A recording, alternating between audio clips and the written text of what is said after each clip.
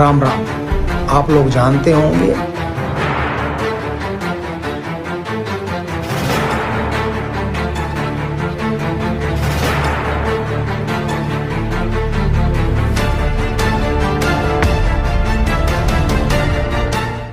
ఉరుకుల పరుగులతో సాగే ఈ ప్రపంచంలో ఒక కప్పు టీతో మన రోజుని మొదలెడతాం. అలాంటి మిమ్మల్ని మరింత తాజాగా ఉంచాలని మన సిఆర్ వాయిస్ మీకోసం బేబర్ టీని తీసుకొస్తుంది.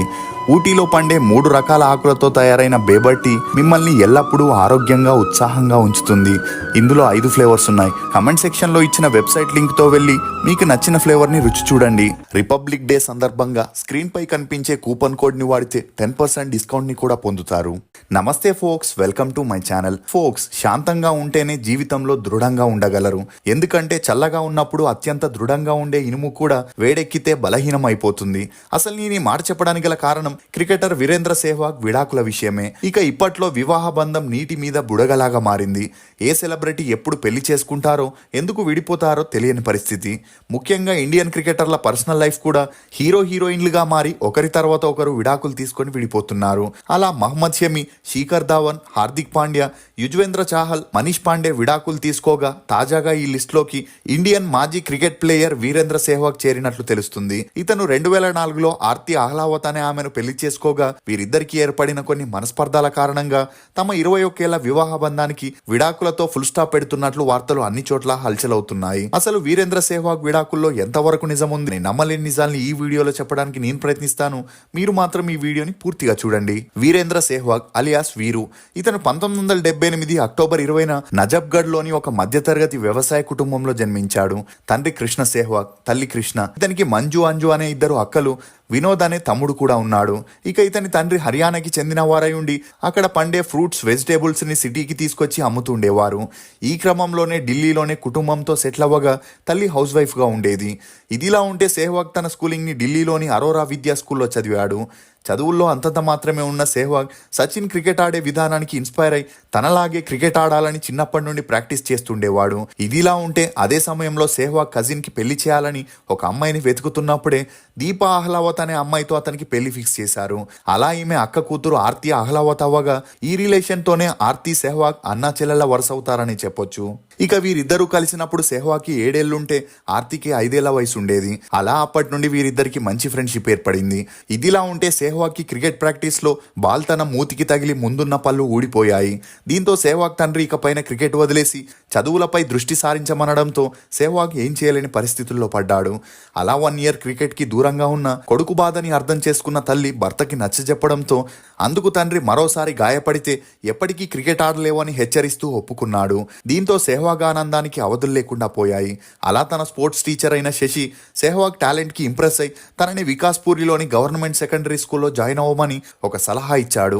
ఎందుకంటే అక్కడ అమర్నాథ్ శర్మ అనే క్రికెట్ కోచ్ ఉన్నాడని, అతని కోచింగ్ లో క్రికెట్ నేర్చుకున్న వారందరూ ఇప్పుడు ఇంటర్నేషనల్ మ్యాచెస్ లో ఆడుతున్నారని చెప్పడంతో సెహ్వాగ్ ఇమ్మీడియట్ గా ఆ గవర్నమెంట్ స్కూల్లో జాయిన్ అయ్యాడు.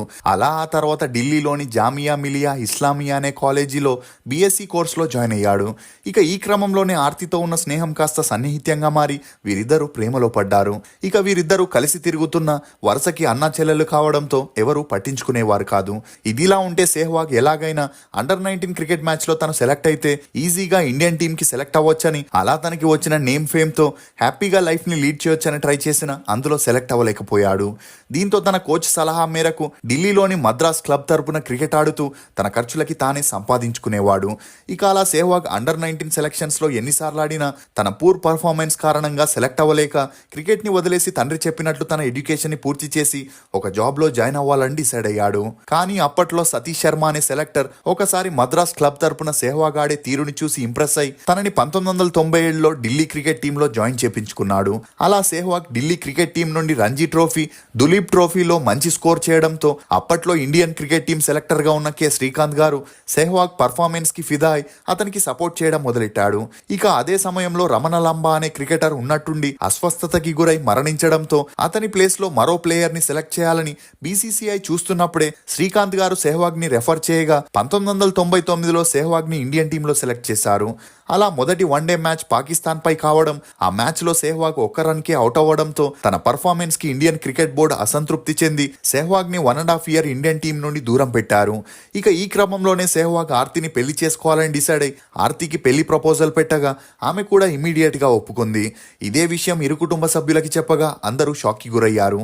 ఎందుకంటే దగ్గరి బంధువు, అందులోనూ చెల్లెలు వరుసయ్యే అమ్మాయితో పెళ్లి వద్దని ఫ్యామిలీ అంతా వ్యతిరేకించిన సెహ్వాగ్ మాత్రం పెళ్ళంటూ చేసుకుంటే ఆర్తినే చేసుకుంటానని, లేదంటే జీవితాంతం ఇలాగే ఉండిపోతానని చెప్పడం జరిగింది. అయినా కుటుంబ సభ్యులు మాత్రం వీరిద్దరి పెళ్లికి ఒప్పుకోకపోయినా ఏదో ఒక రోజు వారి మనసు మారి ఒప్పుకుంటారని సెహ్వాగ్ ఆశతో ఉండేవాడు. ఇక అప్పుడే 2001లో ఆస్ట్రేలియా మీద జరిగిన వన్డే మ్యాచ్ కి సెహ్వాగ్ ని సెలెక్ట్ చేయగా 54 బాల్స్ కి 58 రన్స్ చేయడంతో పాటు 3 వికెట్లని తీసి మ్యాన్ ఆఫ్ ద మ్యాచ్ ని గెలవడంతో సెహ్వాగ్ ఆల్రౌండర్ గా గుర్తింపు పొందాడు. కానీ ఇతను మిడిల్ ఆర్డర్ బ్యాట్స్మెన్ కావడంతో ప్రతిసారి తన పర్ఫార్మెన్స్ చూపించే అవకాశం వచ్చేది కాదు. ఇక ఇలా ఉన్నప్పుడే ఒకసారి సచిన్ టెండూల్కర్ ఇంజూర్ అయిన కారణంగా సెలెక్టర్ సెహ్వాగ్ ని ఓపెనర్ గా పంపగా న్యూజిలాండ్ పై జరిగిన మ్యాచ్ లో 69 బాల్స్ కి సెంచరీ చేయడంతో తన దిశ మారిపోతుందని అందరూ అనుకున్నారు. కానీ వెంటనే సచిన్ టీంలోకి రావడంతో మళ్ళీ మిడిల్ ఆర్డర్ లోనే ఆడడం మొదలెట్టాడు. అలా కొన్ని రోజుల తర్వాత ఇంగ్లాండ్ మ్యాచ్ కి గంగూలీ ఇంజూర్ అవడంతో సెహ్వాగ్ అతని ప్లేస్ లో ఓపెనర్ గా సెలెక్ట్ అవ్వగా సెహ్వాగ్ మిడిల్ ఆర్డర్ కంటే ఓపెనర్ గానే బాగా ఆడుతున్నాడని సచిన్ ని మిడిల్ ఆర్డర్ లో పెట్టి సెహ్వాగ్ ని ఓపెనర్ గా బీసీసీఐ ఫిక్స్ చేసింది. అలా అప్పటి నుండి తన కెరియర్ లో సెహ్వాగ్ వెనక్కి తిరిగి చూడాల్సిన అవసరమే రాలేదు. అలా 104 టెస్ట్ మ్యాచ్లని, 251 వన్డేలని, 19 టీ20 మ్యాచ్లని ఆడుతూ తన పర్ఫార్మెన్స్ కి గాను 2002లో అర్జున్ అవార్డ్ ని, 2010లో ICC test player of the year అని, అంతేకాకుండా పద్మశ్రీ అవార్డు నిచ్చి కేంద్ర ప్రభుత్వం ఇతన్ని సత్కరించింది. ఇక అలా ప్రొఫెషనల్ లైఫ్ లో వచ్చిన సక్సెస్ తోనే సెహ్వాగ్ హర్యానా మరియు ఢిల్లీలో 2 ఇళ్లను కట్టించి తన ఫ్యామిలీని సెటిల్ చేశాడు. అలా తన అక్కలకు పెళ్లి చేసి తన తమ్ముడిని కూడా క్రికెట్ కి తీసుకురావాలనుకున్నా అది సాధ్యం కాక అతనికి ఊర్లో ఉన్న రైస్ మిల్లుని, వ్యవసాయ భూముల్ని చూసుకునే బాధ్యతల్ని అప్పగించాడు.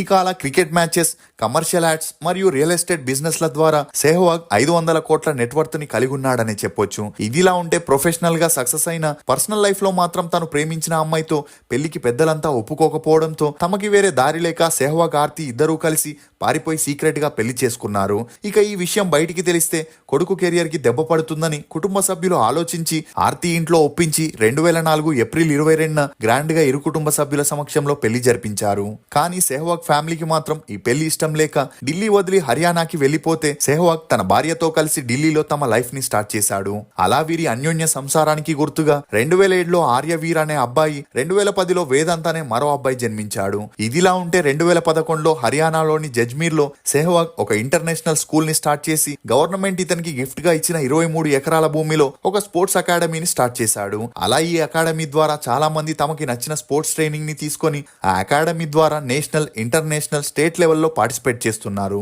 ఇదిలా ఉంటే సెహ్వాగ్ ఢిల్లీ తరపున ఐపీఎల్ మ్యాచెస్ ఆడినప్పటికీ 2017లో ఇంటర్నేషనల్ మ్యాచెస్, ఐపీఎల్ కి కూడా రిటైర్మెంట్ ని అనౌన్స్ చేసి క్రికెట్ మ్యాచెస్ కి కమెంటర్ గా మరియు యాంకర్ గా వ్యవహరించడం మొదలెట్టాడు. అలా అన్ని బాగా సాగుతున్నప్పుడే ఎప్పుడైతే రిటైర్డ్ అయ్యాడో అప్పటి నుండి కుటుంబంలో ఆస్తి వివాదాలు తలెత్తాయి. సెహ్వాగ్ తల్లిదండ్రులు తన కొడుకు సంపాదించిన ఆస్తంతా తన ఇద్దరు అక్కలు, తమ్ముడికి సమానంగా పంచాలని చెప్పగా అందుకు సెహ్వాగ్ ఒప్పుకున్న అతని భార్య మాత్రం ఒప్పుకోలేదు. ఇక అలా సెహ్వాగ్ కష్టపడి సంపాదించాడు కాబట్టి అతని తర్వాత ఆ ఆస్తంతా తన ఇద్దరు కొడుకులకే చెందుతుందని వాదించడంతో ఈ గొడవలు తారాస్థాయికి వెళ్లాయి. దీంతో ఈ గొడవలతో విసుగు చెందిన ఆర్తి పుట్టింటికి వెళ్లిపోయింది. ఇక ఆ మధ్యలో పెద్దలంతా పంచాయతీ పెట్టి పిల్లల కోసం వీరిద్దరిని కలపగా కొన్ని రోజులు అన్ని బాగానే సాగిన మళ్లీ ఆస్తి గొడవలు తెరపైకి వచ్చి సెహ్వాగ్ ఆర్తికి మధ్య గొడవలు మొదలయ్యాయి. దీంతో భర్త తన మాట వినకపోవడంతో తన నుండి విడిపోవాలని ఆర్తి డిసైడ్ అయ్యింది. అలా వీరిద్దరూ 2023లో విడాకులకి అప్లై చేయగా కోర్టు పిల్లల కోసం ఆలోచించమని టైం ఇచ్చినా ఎలాంటి ప్రయోజనం లేకుండా పోయింది. ఇక అలా వీరిద్దరికి అండర్స్టాండింగ్ కుదరక ఆర్తి తన చిన్న కొడుకుతో పుట్టింట్లో ఉంటే సెహ్వాగ్ తన పెద్ద కొడుకుతో సపరేట్ గా ఉంటూ వస్తున్నాడు. ఇక మరోవైపు ఇన్స్టాలో ఒకరినొకరు అన్ఫాలో చేసుకొని తమ ఇద్దరికి సంబంధించిన పిక్స్ ని, వీడియోస్ ని తొలగించడంతో వీరి విడాకుల వార్తలు తెరపైకి వచ్చాయి. అంతేకాకుండా ఆర్తి సెహ్వాగ్ కి విడాకులు ఇవ్వాలంటే 100 కోట్ల భరణం ఇవ్వాలని డిమాండ్ చేయడంతో ఈ విషయంలోనే వీరి విడాకులు కాస్త లేట్ అవుతున్నాయనే వార్తలు కూడా వినిపిస్తున్నాయి.